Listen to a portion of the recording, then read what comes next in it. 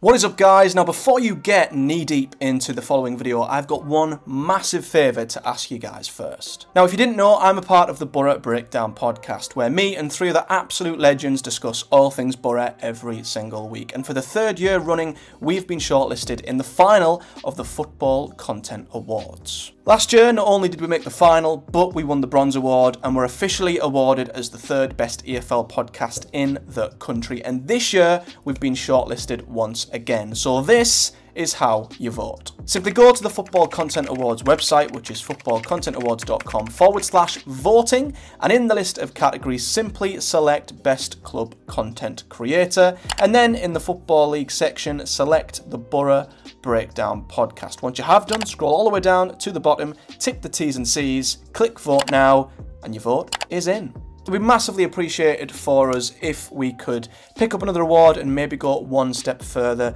this year. So a huge thank you to everyone who maybe possibly voted for us to get shortlisted into the final in the first place. But if we could have one more push to hopefully win another award, it would mean the world to us. So yeah, get voting and hopefully we can come back with another award for the Boro. Boro beat the league leaders in their own backyard by 1-0 in what was the best all-round performance of the season.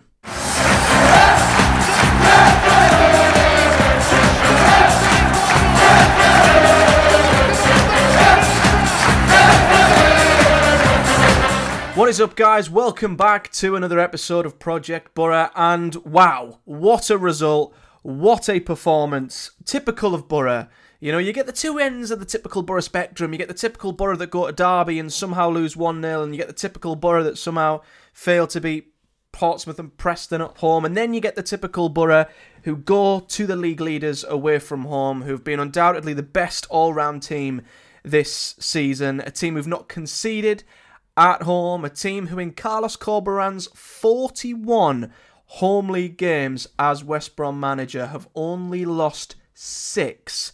And Boro went there tonight. We were absolutely outstanding from top to bottom, brilliantly defensively, but also the far better side creatively as well. And we got the result that I feel like we deserved. And as I've said many times this season, Boro have been performing pretty well for the most part, but the points and the table don't reflect quite how good we've been defensively, with the individual errors that have caused us to drop points, and creatively with the chances we've missed going forward. But this, I feel like, is finally a result and a performance you can look at and say, that's the Boro team.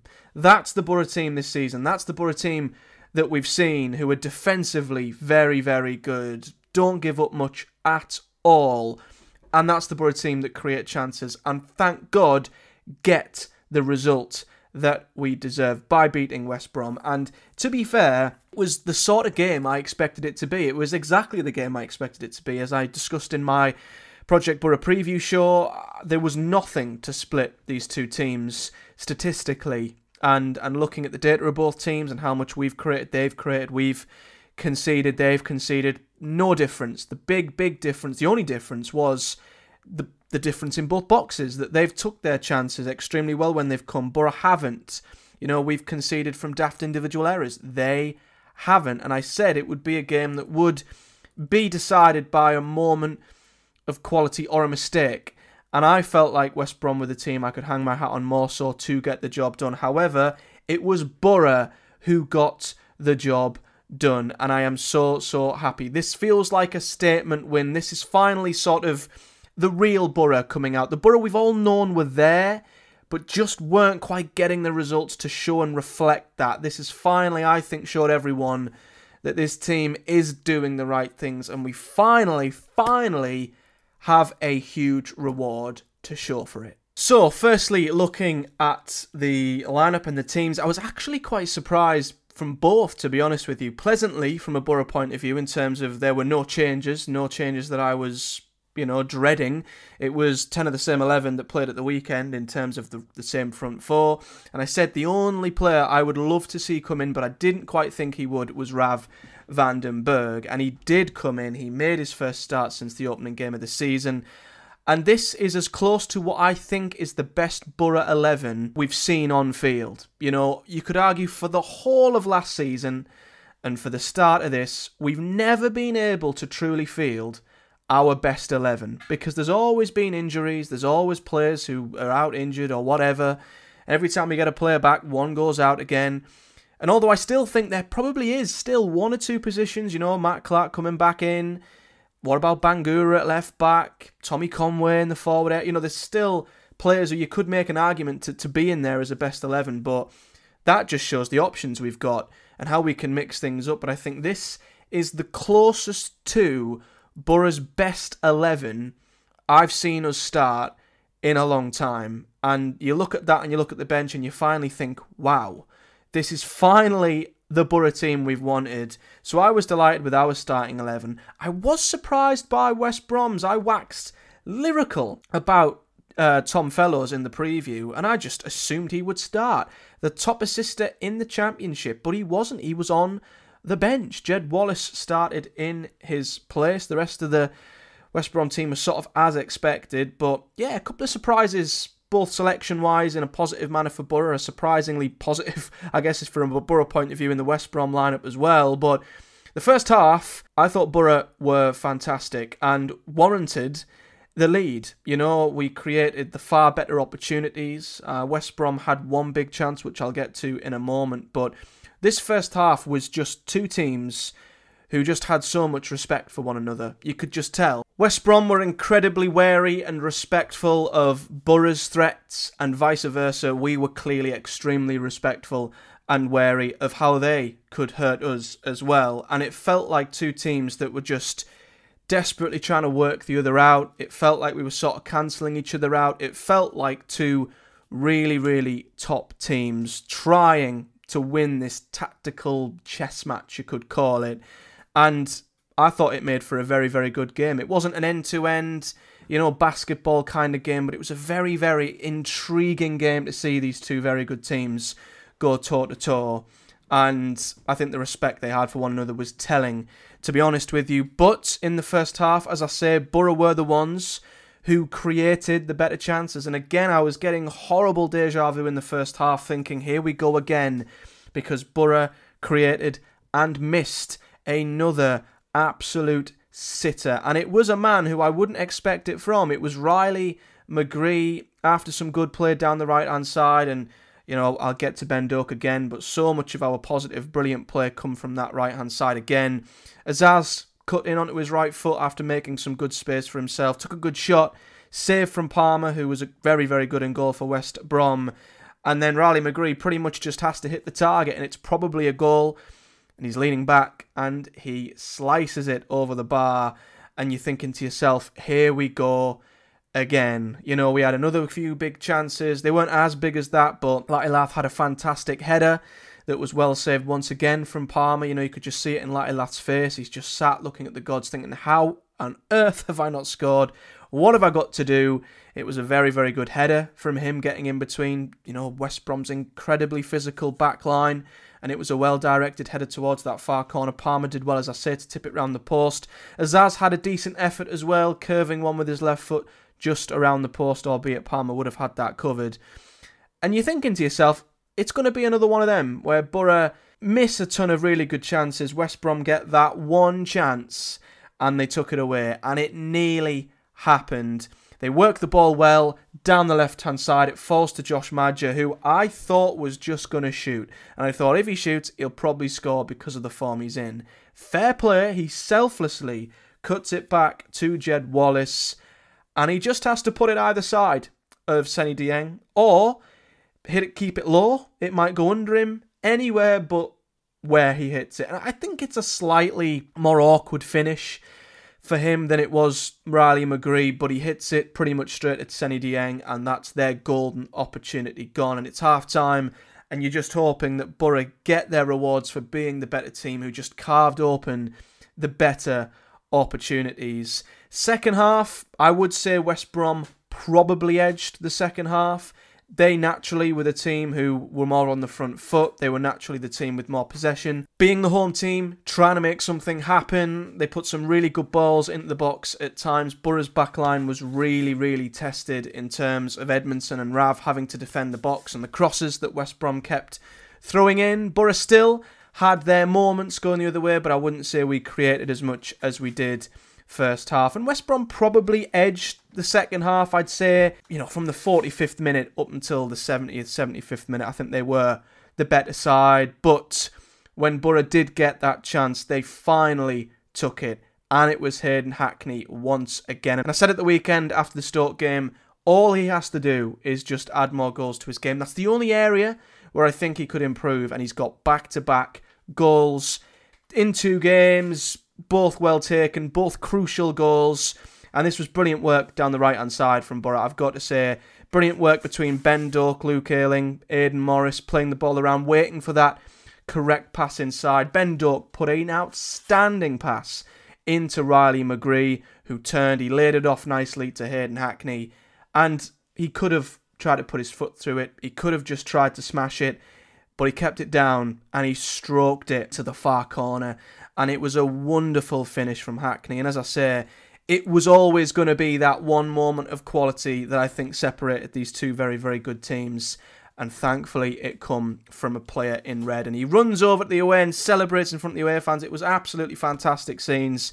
And it's a case of can Boro hang on. And truth be told, this was the final 20 minutes with stoppage time. This was finally, as I said at the start, this was everyone seeing just how good this Boro team defensively is now, because, as I say, the results, the goals conceded, might not always tell the real story in terms of how much better Boro have been defensively this season, because every time I've done a Project Boro reviewing show, I've said pretty much every single week, Seny Dieng pretty much has nothing to do. He maybe has 1 or 2 saves to make every game. He's normally let down by a stupid individual error in front of him. There was almost one. I will mention it before I forget. There was a big chance for West Brom where I thought we'd shot ourselves in the foot once again with the one moment of madness, one moment of, craziness where we make a shocking mistake and let them in. We have it in us, and we always sort of drop one a game, and it almost come back to haunt us, and it almost punished us here.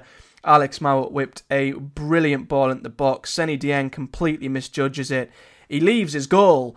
Essentially, Josh Maja nips in front, and if he gets any more full of a contact, it's in the back of the net. But he's just stretching. He doesn't quite get on the end of it, and it goes wide. That was that normal moment where Boro are punished for their own stupidity, but we weren't punished here today. And in the final 20 minutes, barring that, we got to see just how much this Boro team has improved defensively, because West Brom brought on Mikey Johnston, who again I thought could have started. They brought on Malumbi, they brought on Fellows, they pretty much threw all their best attackers at it, and every cross they put in was headed clear. Every shot was blocked. It was brilliant to see Boro show that real defensive steeliness that all the top teams need to have. If you're going to do well, be successful, get promoted, you've got to have that side to your game as well. And it's the one side of this Boro team I've always questioned under Carrick. It's always been the side of us that I've thought would prevent us from going that extra step into maybe automatic promotion contention. It's the ability to defend and keep clean sheets. But I think we've seen it throughout the season. Maybe once again not had the rewards or the results to reflect it. But tonight was a perfect example. Playing a West Brom team who started so well. Top goal scorer, top assister. Boro's defence was absolutely outstanding. And we see out the game. And we come away from the Hawthorns with a win. And I don't think many teams will be able to say that this season. Clean sheet again. 3 points. Absolutely brilliant result by the Boro. Fantastic. And it's a statement win, and it's the win I think we've deserved, warranted. And it's so good to see us get it in the bag. And I think the stats are a telling story. And I think they show just how unbelievably tightly matched both of these teams were. Possession, nothing to split the two. Accurate passes, nothing to split the two. Big chances for either team, nothing to really split the two. You look at even, touches in the opposition's box. There was so many, stats that were pretty much level from both sides. But I think the one that's telling is the shots on target and the chances created. West Brom had 11 shots, but only one was on target. And I think that's a real compliment to Boro's defence in this game, whereas we had 15 shots but managed to get 4 of them on target. They did have the better of the XG. You could argue a lot of that come from Madge's chance. I'm not too sure what that did equate to in the end. But yeah, this was 2 brilliant teams and one edging out the other by just having that little bit extra. So I don't think from a West Brom point of view this is anything to worry about. I think both teams will be up there at the end of the season, and Boro have just come out on top on this occasion. Looking at the lineup, got so much love and praise for this Boro team tonight. You know, Seny Dieng, again, you know, didn't have much to do. Got away with one, I would say, but made a good save from the Wallace chance in the first half. The back four all deserve immense credit. You know, they're probably the best back four at the minute, barring maybe Clark coming back in. But yeah, Luke Ayling, brilliant defensively. Rav Vandenberg coming back into a game like this did so well. Edmondson was outstanding. You know, he made some really crucial tackles, challenges, headers, clearances. He's been a brilliant addition, you know, given the fact he was pretty much brought in as an emergency player because of the injuries.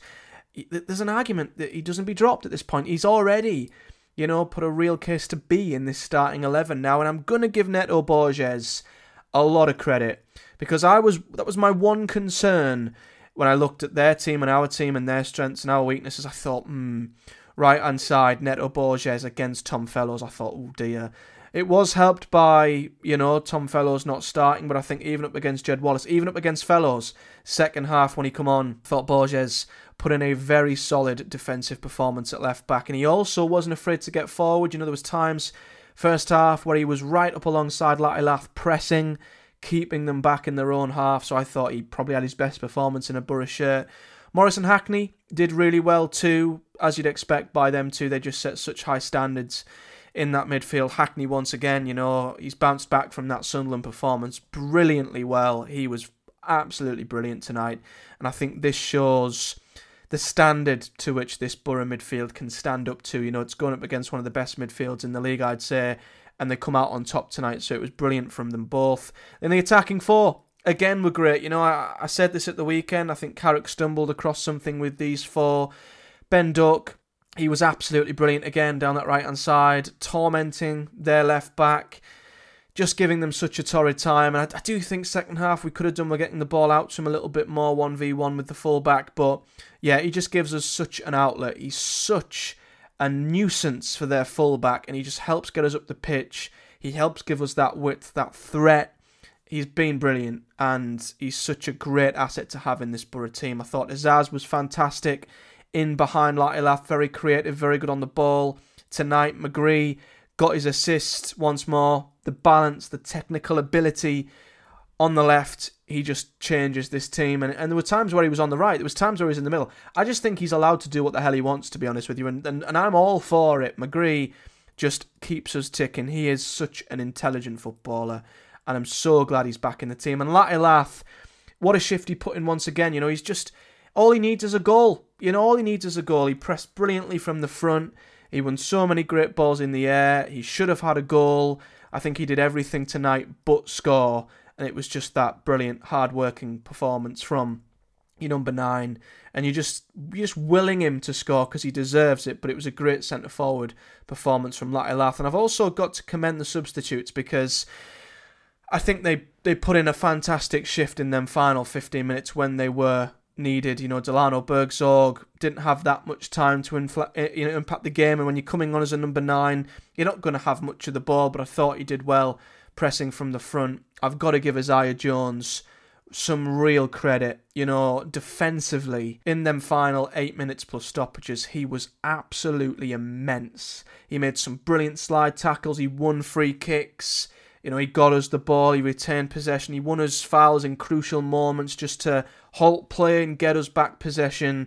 And I think that was a great call from Michael Carrick. You know, undoubtedly at the moment, I think when we're attacking, Ben Duck's the best option. But I think when we're defending, bringing in Isaiah Jones, his defensive work is so, I think, underappreciated at times. And what he did for us in them final 10 minutes were absolutely massive. So huge credit to Isaiah Jones and George McCormick as well, coming on to help shore up the left-hand side. Another great move from Carrick, doubling up on the left with McCormick and Borges with Fellows.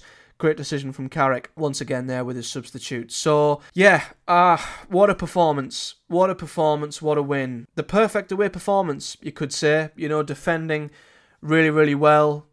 Getting a goal when we needed it. I think we more than deserved a goal tonight. And I think with how we limited them to clear-cut chances, it was a fantastic away performance from Boro. And as I say, with how the season has gone, the points we've dropped, this, I think, is finally the real Boro, showing everyone exactly what we're capable of from top to bottom. So I hope we can continue to back this up now. This is undoubtedly a result of the season, maybe the biggest statement win of the season from anyone in the Championship so far, going to a team like West Brom at the Hawthorns and winning. So I hope we can back this up at Vicarage Road at the weekend, and then if we can go into the international break off the back of 3 wins, the season has been transformed in a week. Off the back of the Sunderland defeat, things looked really gloomy. Didn't know where the team were going. We didn't know what the options were, what players were to come out and go in. It felt like we were really we'd hit a brick wall a little bit. But if we can get 3 wins in a week, it's flipped the whole consensus of this season upside down. And suddenly the outlook's a lot fresher and better going into the October fixtures, with hopefully even more players coming back, and suddenly the outlook on this Boro team looks a hell of a lot more positive. So I hope we can back this up at the weekend. But, we've been saying this for weeks. We've been seeing lots of good stuff from this Boro team. It's not like we've been performing badly. We've just not been seeing the rewards, and the results reflect that. And now we are. So I hope to God it continues. But that's my thoughts on this brilliant win at West Brom. Let me know yours in the comments section below, whether you're a West Brom fan, Boro fan, neutral fan. I think this is just, 2 fantastic teams who gave each other immense respect, gave each other a great game, and one just edged out the other in the end, although Boro, I think, did deserve the victory tonight. So let me know your thoughts in the comments. If you're listening on the podcast providers, do give me a like, a rating, and a follow over there. And that's it for me. For Boro content now, I'm away on Friday for a fortnight near enough on holiday, so there won't be a preview show of the Watford game. There won't be a review either. I'll be out the country by then, so I've got everything crossed. That we can win 3 on the bounce at the Vic at the weekend. So here's to that. Hope the Boro back it up. I might drop a reaction to that result on my TikTok. So if you still want to see some kind of reaction from me, go and follow my TikTok page. Link is in the description of this video. But until then, thank you so much for watching. Thank you so much for listening. What a night. What a result. Get in there, Boro. I'll see you all after the international break.